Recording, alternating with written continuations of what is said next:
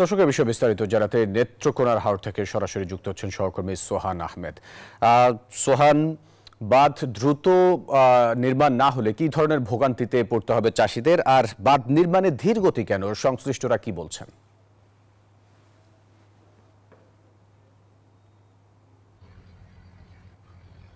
জি, ধন্যবাদ। আসলে আপনি যেমনটি বলছিলেন যে এখানে আসলে নেত্রকোনার হাওর অঞ্চলের ধীরগতির কথাটি যদি আমি শুরুতেই জানাতে চাই, যে এবার কিন্তু আসলে পরবর্তী তো পরিস্থিতিতে দেশের যে পরিবর্তন, এই পরিবর্তন পরিস্থিতির কারণে কিন্তু পিআইসি গঠনগুলো নিয়ে কিন্তু আসলে জটিলতা দেখা দেয়, যে কারণে প্রতি বছরই এই পিআইসির মাধ্যমেই কিন্তু আসলে প্রকল্প বাস্তবায়ন কমিটি যেগুলো করা হয় সেগুলোর মাধ্যমে এই নেত্রকোনার হাওর অঞ্চলের যে বাঁধগুলো রয়েছে, প্রায় নেত্রকোনার যদি শুরুতে জানাই আমি, নেত্রকোনার প্রায় ৩৬৫ কিলোমিটার বেড়ি বাঁধ রয়েছে, হাওর ফসল রক্ষা বাঁধ।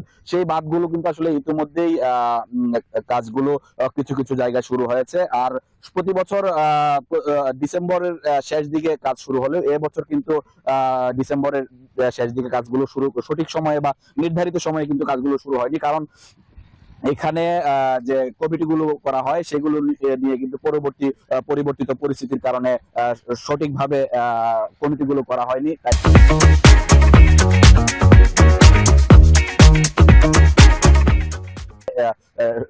যে কারণে এই সমস্যাটি দেখা দেয়, সময় মতো কাজগুলো কিন্তু আসলে ধরতে বিলম্ব হয়েছে।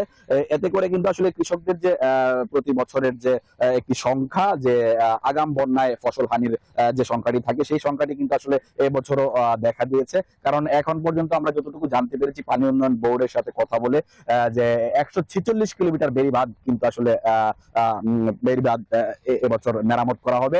এই বাঁধগুলো মেরামতে কিন্তু ১৯১টি পিআইসি গঠন করেছে পানি উন্নয়ন বোর্ড।